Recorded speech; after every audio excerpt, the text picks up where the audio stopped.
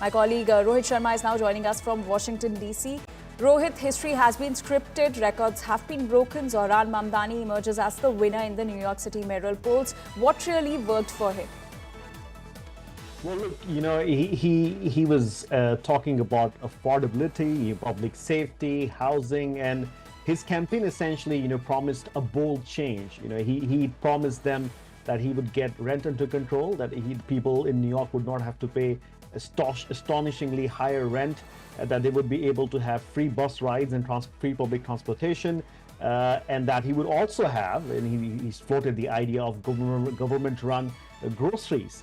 Because the inflation is high and people can't afford groceries. So I think those message of social change and having government help New Yorkers out on their daily, day-to-day things that they spend on has resonated with voters across New York. And, he clinched a Democratic nomination way back in June. And today he is elected as the mayor of New York City on that platform of being the socialist within the Democratic Party. So I think those are the things that made him stand out among stalwarts of the Democratic Party, which included Mayor Eric Adams and also his opponent in the general election, which is Governor Andrew Cuomo. So Zohran has indeed scripted a history, the young assemblywoman, and now youngest mayor in history of New York, who happens to be son of immigrants, also of Indian heritage, also who's a Muslim. So I think there's a lot of first that he has done, and also puts him on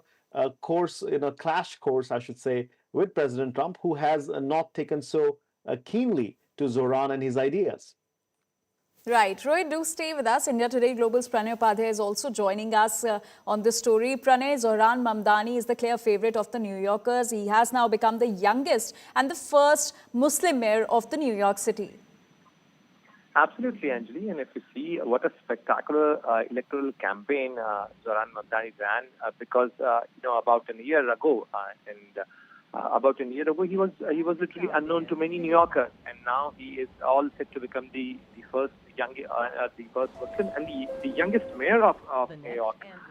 So definitely it's a amazing victory for though these are only projections as yet, but he's all set to become the mayor of New York. And a very interesting coincidence that both Donald Trump and Zohran Mamdani has their history in the real estate sector of New York, because Donald Trump was a real estate developer turned politician, and now Zohran Mamdani, who was actually working in the housing sector and is now set to become the mayor of New York. So definitely whatever he has promised, Rohit has mentioned, whatever 3 Ps and whatever things he has promised to reform the New York management. Now the delivery would be his challenge, because President Donald Trump has already indicated that he might have to face federal fund cuts.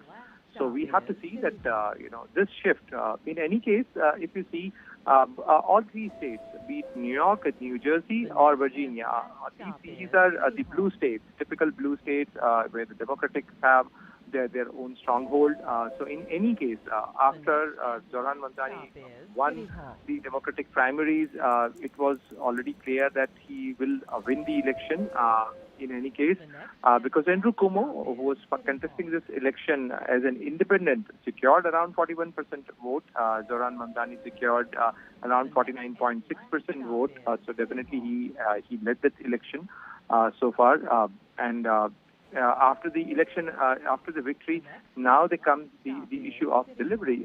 But absolutely, it's an amazing, an interesting story, because he became the naturalized citizen of the United States in 2018, and now he is elected. He has been elected, as mayor of New York.